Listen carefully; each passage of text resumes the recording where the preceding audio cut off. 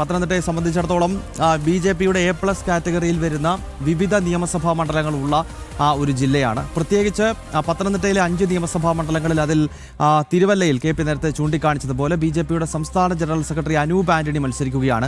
അപ്പോൾ അനൂപ് ആന്റണിയുടെ പേരെടുത്തു പറഞ്ഞുകൊണ്ട് കഴിഞ്ഞ 5 വർഷക്കാലം PMOയുമായി ബന്ധപ്പെട്ട് അനൂപ് ആന്റണി ഡൽഹിയിൽ പ്രവർത്തിച്ച കാര്യം ഉൾപ്പെടെ ഓർമ്മപ്പെടുത്തി. ഒപ്പം തൻ്റെ വലങ്കൈ ആണെന്ന് പ്രധാനമന്ത്രി പറയുമ്പോൾ എത്രത്തോളം വലിയ പ്രാധാന്യം തിരുവല്ല നിയമസഭാ തെരഞ്ഞെടുപ്പിന് പ്രധാനമന്ത്രി തന്നെ വ്യക്തിപരമായി നൽകുന്നു എന്ന കൃത്യമായ സന്ദേശം അദ്ദേഹം അവിടെ നൽകുകയാണ്. ഒപ്പം നമുക്കറിയാം ആറന്മുളയിൽ കുമ്മനം രാജേട്ടൻ എന്ന കേരളത്തിലെ മലയാളികളുടെ രാജേട്ടൻ BJPയുടെ ഏറ്റവും സീനിയർ നേതാവ് മത്സരിക്കുകയാണ്. ഇനിയും ആലപ്പുഴ ജില്ലയിലെ വിവിധ മണ്ഡലങ്ങളിലെ സ്ഥാനാർത്ഥികളുണ്ടായിരുന്നു. പ്രത്യേകിച്ച് പ്രധാനമന്ത്രിയുടെ പ്രസംഗം പരിഭാഷ ചെയ്ത സന്ദീപ് വാചസ്പതി എടുത്തു പറയേണ്ടതാണ്. കാരണം ഒരുപക്ഷെ രമേശ് ചെന്നിത്തല ഈ നിയമസഭാ തെരഞ്ഞെടുപ്പിൽ തോറ്റാൽ KP എനിക്ക് അതിലൊരു അത്ഭുതവുമില്ല. കാരണം രമേശ് ചെന്നിത്തല അവിടെ തോൽക്കാനുള്ള സാധ്യത പോലും ഉണ്ട്. കാരണം സന്ദീപ് വാചസ്പതിയുടെ അദ്ദേഹത്തിന്റെ ഒരു പ്രവർത്തന മികവ് BJP ജില്ലാ അധ്യക്ഷൻ എന്ന രീതിയിൽ അദ്ദേഹം കൂടുതൽ സുപരിചിതനാണ് ആ ഒരു മണ്ണിൽ അല്ലെ.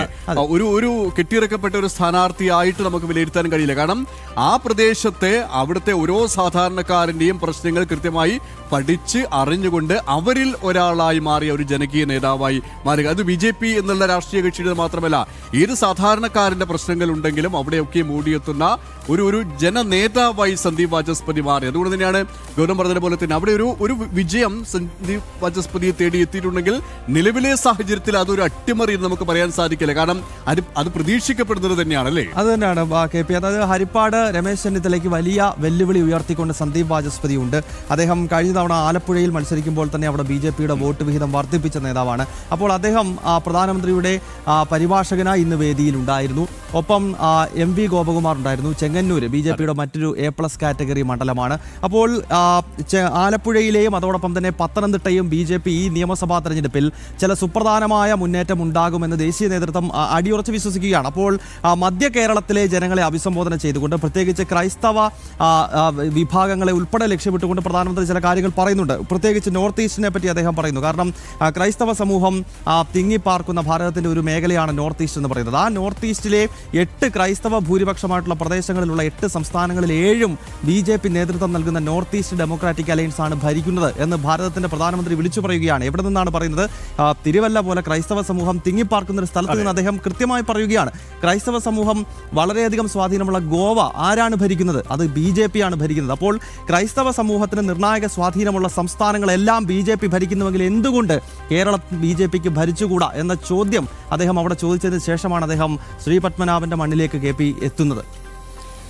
ഗൗതം പറഞ്ഞതുപോലെ തന്നെ ഈ അനൂപ് ആന്റണിക്ക് തിരുവല്ലയുടെ മണ്ണ് നിങ്ങൾ നൽകണം അല്ലേ. അത്രത്തോളം മികച്ച ഒരു ജനപ്രതിനിധിയായിരിക്കും അനൂപ് ആന്റണി എന്ന് അദ്ദേഹം പറയുകയാണ്. കാരണം വർഷങ്ങളായി എനിക്കറിയാം, എൻ്റെ വലം കൈയായി പ്രവർത്തിച്ച ഒരു യുവ നേതാവാണ്. അദ്ദേഹത്തിന്റെ പ്രവർത്തന മികവ്, ആ പ്രവർത്തന മികവ് ഇന്ന് ഈ നാടിന് ആവശ്യമാണ്, തിരുവല്ലയ്ക്ക് ആവശ്യമാണ് എന്ന് തന്നെയാണ് അദ്ദേഹം പറഞ്ഞു വെച്ചത്. പ്രധാനമന്ത്രി അനന്തപുരിയുടെ മണ്ണിൽ നിന്നും ഇതാ ഈ റോഡ് ഷോ നടക്കുന്ന ഒരു ജനസാഗരത്തിന്റെ അടുത്തേക്ക് സമീപത്തേക്ക് പോകുന്ന കാഴ്ചയാണ് നമുക്ക് കാണാൻ സാധിക്കുന്നത്.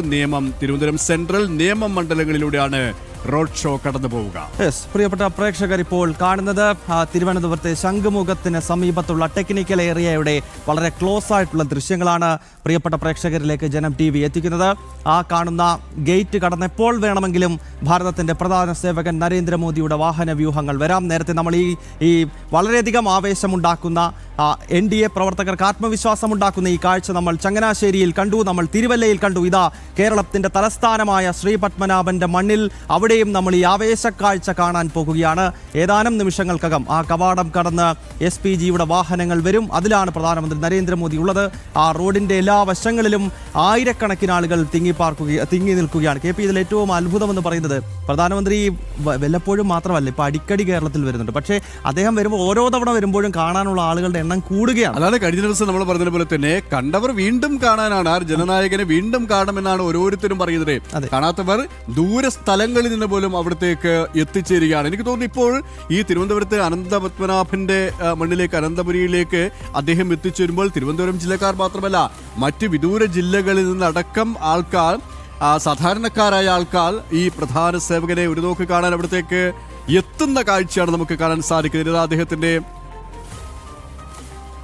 വാഹന വ്യൂഹം കടന്നു വരികയാണ്. തത്സമയ ദൃശ്യങ്ങളാണ് പ്രേക്ഷകർ കാണുന്നത്. യെസ്, ശംഖുമുഖത്തെ ടെക്നിക്കൽ ഏരിയയിൽ നിന്നും ഭാരതത്തിന്റെ പ്രധാന സേവകൻ ഇതാ പുറത്തേക്ക് ഇറങ്ങുകയാണ്. കേരളം ഉറ്റുനോക്കുന്ന റോഡ് ഷോ, വമ്പൻ റോഡ് ഷോ നടക്കാൻ പോകുകയാണ് അനന്തപുരിയിൽ. ഇതാ വാഹനം പ്രിയപ്പെട്ട പ്രേക്ഷകർക്ക് കാണാം. SPGയുടെയും കേരള പോലീസിന്റെയും നിരവധി വാഹനങ്ങൾക്ക് പിന്നിലായി പ്രധാനമന്ത്രി നരേന്ദ്രമോദിയുടെ വാഹനം ഇതാ റോഡിലേക്ക് ഇറങ്ങിക്കഴിഞ്ഞിരിക്കുന്നു. അദ്ദേഹം റോഡിന്റെ ഇരുവശങ്ങളിൽ നിൽക്കുന്ന ആളുകളെ കൈ ഉയർത്തി അഭിവാദ്യം ചെയ്തുകൊണ്ട് ആ മനോഹരമായ കാഴ്ച ഇതാ ശംഖുമുഖത്ത് നിന്ന് വീണ്ടും പ്രേക്ഷകരിലേക്ക് എത്തുന്നു. നേരത്തെ സൂചിപ്പിച്ചതുപോലെ ചങ്ങനാശ്ശേരിയിലും തിരുവല്ലയിലും ഈ ആവേശക്കാഴ്ച നമ്മൾ തൊട്ട് മുൻപ് കണ്ടതാണ്. ഇതാ തലസ്ഥാന നഗരിയിലും ഭാരതത്തിന്റെ ആദരണീയനായ പ്രധാനമന്ത്രി നരേന്ദ്രമോദി എത്തുകയാണ്. റോഡ് ഷോയ്ക്ക് മുന്നോടിയായി അദ്ദേഹം ഇപ്പോൾ കരമന ഭാഗത്തേക്കാണ് സഞ്ചരിക്കുന്നത്. ഇതാ ജനം TVയുടെ ആ ക്യാമറ കണ്ണുകളിലേക്ക് നോക്കി ഭാരതത്തിന്റെ പ്രധാന സേവകൻ ഇതാ കടന്നു പോകുന്നു. അല്പസമയത്തിനകം തന്നെ അദ്ദേഹം കരമനയിലേക്ക് എത്തിച്ചേരും. കിള്ളിപ്പാലം മുതൽ കരമന വരെയാണ് റോഡ് ഷോ നടക്കുന്നത്. അദ്ദേഹം വിമാനത്താവളത്തിൽ നിന്നും ഈ റോഡ് ഷോ നടക്കുന്ന സ്ഥലത്തേക്ക് കടന്നു പോകുന്നതിന്റെ തത്സമയ ദൃശ്യങ്ങൾ തന്നെയാണ് പ്രേക്ഷകർ കാണുന്നത്. റോഡിന്റെ ഇരുഭാഗങ്ങളിലും നിൽക്കുന്നവരെ കൈവീശി കാണിച്ചുകൊണ്ട് തന്നെയാണ് അദ്ദേഹം കടന്നു പോകുന്നത്. അല്പസമയത്തിനകം തന്നെ അദ്ദേഹം ഒരു ജനസാഗരത്തിന്റെ മുന്നിലേക്കാണ്, ജനസാഗരത്തിന്റെ ഇടയിലേക്കാണ് കടന്ന് എത്തുക, കടന്ന് ചെല്ലുക എന്ന് നമുക്ക് മനസ്സിലാക്കാൻ സാധിക്കും. കാരണം ഗൗതം, ഉച്ച മുതൽ തന്നെ എനിക്ക് തോന്നുന്നു ഒരു 10-11 മണി മുതൽ തന്നെ ജനങ്ങൾ ഈ കരമനയിലേക്ക് ഒഴുകിയെത്തുന്ന കാഴ്ചയാണ്. അത്രത്തോളം റോഡുകളൊക്കെയും അല്ലെ ഗതാഗത നിയന്ത്രണങ്ങളൊക്കെ ഉണ്ടായിരുന്നു. ഇപ്പോൾ ജനസാഗരമായി മാറി ഈ തലസ്ഥാനത്തിന്റെ മണ്ണ് എന്ന് വേണം മനസ്സിലാക്കാൻ. അല്പസമയത്തിനകം തന്നെ തങ്ങളുടെ പ്രിയപ്പെട്ട നേതാവിനെയാണ് ജനങ്ങൾ യെസ്, KP, നമുക്ക് നമ്മളുടെ പ്രതിനിധികൾ അനന്തപുരിയുടെ വിവിധ ഭാഗങ്ങളിൽ തയ്യാറാണ്. MS വീണയിലേക്കാണ്. വീണ, ഇതാ ടെക്നിക്കൽ ഏരിയയിൽ നിന്നും ഭാരതത്തിന്റെ പ്രധാനമന്ത്രി നരേന്ദ്രമോദി അവിടേക്ക് യാത്ര തിരിച്ചിരിക്കുന്നു. അതായത് വീണയും വിനീഷും പ്രശാന്തും ഒക്കെ നിൽക്കുന്ന ആ റോഡ് ഷോ നടക്കുന്ന സ്ഥലത്തേക്ക് ഇനി ഏത് നിമിഷം വേണമെങ്കിലും പ്രധാനമന്ത്രി എത്താം. എത്രത്തോളം വലിയ ആവേശ കാഴ്ചയാണ് വീണയ്ക്ക് കാണാൻ സാധിക്കുന്നത്? പറയൂ.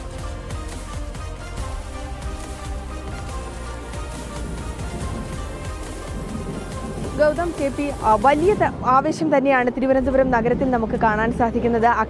അക്ഷമരായി കാത്തു നിൽക്കുന്ന പ്രധാനമന്ത്രിയെ കാത്തു നിൽക്കുന്ന ആൾക്കാരെയാണ് നമുക്ക് കാണാൻ സാധിക്കുന്നത്. ആയിരക്കണക്കിന് ആൾക്കാരാണ് ഇതാ ഇവിടെ തടിച്ചുകൂടിയിരിക്കുന്നത്. ഞാൻ ഇപ്പോൾ നിൽക്കുന്നത് കിള്ളിപ്പാലത്തിൽ നിന്ന് ആരംഭിച്ച് അല്പസമയം കഴിയുന്ന ഒരു മധ്യ ഭാഗത്തായിട്ടാണ് നിൽക്കുന്നത്. കരമന ജംഗ്ഷനിലാണ് ഇത് അവസാനിക്കുന്നത്. എന്നാൽ ഒരു 2 മണി മുതൽ 3 മണി വരെ തന്നെ പല ആൾക്കാരും ഇവിടെ വന്ന് നമുക്ക് നിൽക്കുന്നതായിട്ട് കാണാൻ സാധിക്കുന്നുണ്ട്. കർശന സുരക്ഷയിലാണെങ്കിൽ പോലും പ്രധാനമന്ത്രിയെ ഒന്ന് കാണുക എന്നുള്ള ആ ഒരു ആഗ്രഹത്തോടു കൂടിയാണ് എത്തിയിരിക്കുന്നത്. അനന്തപുരി ഇരട്ടി ആവേശത്തിലാണെന്ന് നമുക്ക് പറയാൻ സാധിക്കും. ഒരുപക്ഷെ നമ്മൾ സാധാരണ കണ്ടിട്ടുള്ള കൊട്ടിക്കലാശത്തിന്റെ ഒരു ആവേശം, ആ ഒരു അലകടലാണ് നമുക്കിവിടെ കാണാൻ സാധിക്കുന്നത്. നിരവധി പേർ ഇവിടെ കാത്തു നിൽക്കുന്നുണ്ട്. പ്രധാനമന്ത്രിയെ കാണുക എന്നുള്ള ആഗ്രഹത്തോടു കൂടി നിൽക്കുന്നവരുടെ അക്ഷമരായി കാത്തു നിൽക്കുന്നവരാണ്. എപ്പോൾ പ്രധാനമന്ത്രി എത്തുമെന്ന് ചോദിക്കുന്നവരുണ്ട്. അദ്ദേഹം ഇക്കഴിഞ്ഞ ജനുവരി 24 തിരുവനന്തപുരത്ത് എത്തി മടങ്ങിപ്പോയതാണ്. പക്ഷേ അദ്ദേഹത്തിന്റെ ഈ ഒരു വരവിന് മറ്റൊരു പ്രത്യേകത കൂടിയുണ്ട്. കാരണം നിയമസഭാ തിരഞ്ഞെടുപ്പുമായി ബന്ധപ്പെട്ട പ്രചരണത്തിനാണ് അദ്ദേഹം എത്തുന്നത്. കരമനയിൽ ആദ്യമായിട്ടാണ് എത്തുന്നത് എന്നുള്ളൊരു പ്രത്യേകതയുണ്ട്. കാരണം അദ്ദേഹം ഇതിനു മുമ്പ് എത്തിയത് 1991 ഏകതാ സമ്മേളനവുമായി ബന്ധപ്പെട്ടാണ്. അപ്പോൾ വർഷങ്ങൾക്ക് ശേഷം അദ്ദേഹം വീണ്ടും എത്തുമ്പോൾ കരമനയുടെ മുഖം അല്ലെങ്കിൽ കരമനയുടെ മനസ്സ് അത് പ്രധാനമന്ത്രിക്കൊപ്പമാണ് എന്നുള്ളത് എടുത്തു പറയാൻ നമുക്ക് സാധിക്കും. കാരണം അതിനുള്ള ആ ഒരു ദൃശ്യങ്ങൾ, അതിനുള്ള കൃത്യമായിട്ടുള്ള തെളിവാണ് ഈ ജനങ്ങൾ കൂടി നിൽക്കുന്നതിലൂടെ നമുക്ക് മനസ്സിലാക്കാൻ സാധിക്കുന്ന. ആയിരക്കണക്കിന് ആൾക്കാരാണ് നിൽക്കുന്നത്. കുട്ടികളടക്കമുള്ളവരുണ്ട്. വാദ്യമേള ഘോഷങ്ങൾ നമുക്ക് കാണാൻ സാധിക്കുന്നുണ്ട്. പലതരത്തിലുള്ള കലാരൂപങ്ങൾ ഇവിടെ അരങ്ങേറുന്നുണ്ട്. തീർത്തും അനന്തപുരി ഒരു ആഘോഷത്തിന്റെ അല തല്ലുന്ന നിമിഷങ്ങൾക്കാണ് സാക്ഷ്യം വഹിക്കുന്നത് എന്നുള്ളത് അനന്തപുരി ആമോദത്തിന്റെ ആഹ്ലാദത്തിന്റെ അത്രത്തോളം വലിയ ഒരു ആമോദത്തിൻ്റെതായ ഒരു ഘോഷത്തിലാണ് അല്ലേ, പറഞ്ഞറിയിക്കാൻ കഴിയാത്ത അത്രയും വലുതായ ഒരു ആഹ്ലാദത്തിന്റെ നിമിഷങ്ങളിലൂടെയാണ് അനന്തപുരി കടന്നു പോകുന്നത്. ഇപ്പോൾ വിനീഷ് ഇപ്പോൾ റോഡ് ഷോ ആരംഭിക്കുന്ന ആ ഒരു സ്ഥലത്ത് നിന്ന് പ്രധാനമന്ത്രിയുടെ റോഡ് ഷോ ആരംഭിക്കുന്ന സ്ഥലത്ത് നിന്ന് വിനീഷ് ചേരുകയാണ്. വിനീഷ്, അല്പസമയത്തിനകം തന്നെ പ്രധാന സേവകൻ അവിടെ എത്തിച്ചേരും. അദ്ദേഹം യാത്ര തിരിച്ചു കഴിഞ്ഞു. ഒരു നിമിഷവും അവിടെ എത്തിച്ചേരാം. എത്രത്തോളം ആവേശ കാഴ്ചകൾ തന്നെയാണ് അവിടെ നിന്നും എങ്ങും കാണാൻ സാധിക്കുന്നത്?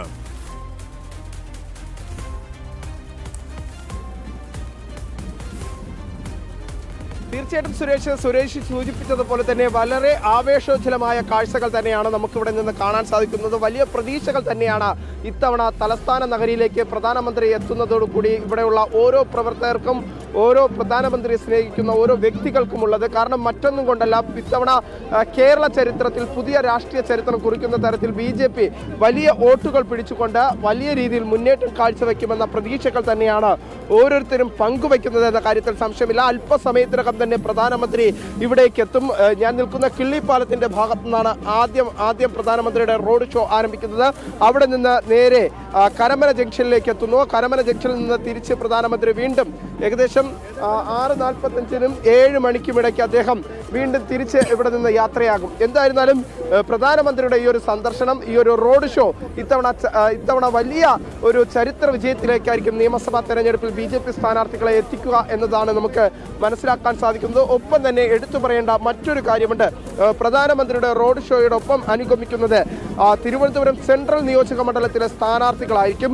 പ്രത്യേകിച്ച് നേമത്തെ രാജീവ് ചന്ദ്രശേഖർ, കരമന ജയൻ തിരുവനന്തപുരം സെൻട്രൽ മത്സരിക്കുന്നു. വട്ടിയൂർക്കാവ് നിയോജക മണ്ഡലത്തിലെ ശ്രീലേഖ IPS, ഒപ്പം തന്നെ കോവളത്തെ സ്ഥാനാർത്ഥി, അങ്ങനെ എല്ലാ മേഖലകളിലും തിരുവനന്തപുരം ജില്ലയിലെ സെൻട്രൽ നിയോജക മണ്ഡലത്തിലെ സ്ഥാനാർത്ഥികൾ ഈ പ്രധാനമന്ത്രിയോടൊപ്പം ഉണ്ടാകും എന്ന് തന്നെയാണ് നമുക്ക് അറിയാൻ സാധിക്കുന്നത്. വലിയ പ്രതീക്ഷയോട് കൂടി തന്നെയാണ് BJPയുടെ ഓരോ പ്രവർത്തകരും പ്രധാനമന്ത്രിയുടെ ഇന്നത്തെ സന്ദർശനത്തെ നോക്കിക്കാണുന്നത് എന്ന കാര്യത്തിൽ സംശയമില്ല. തിരുവല്ലയിലെ പ്രധാനമന്ത്രിയുടെ കൺവെൻഷൻ കഴിഞ്ഞതിന് ശേഷം പ്രധാനമന്ത്രി നേരെ വിമാനമാർഗം, ഹെലികോപ്റ്റർ മാർഗം തിരുവനന്തപുരം അന്താരാഷ്ട്ര വിമാനത്താവളത്തിലെത്തിയതിനു ശേഷം അദ്ദേഹം അവിടെ നിന്ന് പുറപ്പെട്ട് അല്പസമയത്തിനകം തന്നെ ഇപ്പോൾ തിരുവനന്തപുരം അന്താരാഷ്ട്ര വിമാനത്താവളത്തിൽ നിന്ന് അദ്ദേഹം പുറപ്പെട്ടിട്ടുണ്ട്. അല്പസമയത്തിനകം തന്നെ നമുക്ക് മനസ്സിലാക്കാൻ സാധിക്കുന്നത് ഞാൻ നിൽക്കുന്ന കിള്ളിപ്പാലത്തിന് ഭാഗത്തായി, പ്രത്യേകിച്ച് റോഡ് ഷോ ആരംഭിക്കുന്ന സ്ഥലത്തേക്ക് പ്രധാനമന്ത്രി എത്തിച്ചേരും എന്ന് തന്നെയാണ്. എന്തായിരുന്നാലും വലിയ ഒരുക്കങ്ങൾ, വലിയ സജ്ജീകരണങ്ങൾ, ആഘോഷപൂർണ്ണമായി തന്നെയാണ് പ്രധാനമന്ത്രിയെ തലസ്ഥാനവാസികൾ സ്വീകരിക്കുന്നത് എന്ന കാര്യത്തിൽ സംശയമില്ല. വലിയ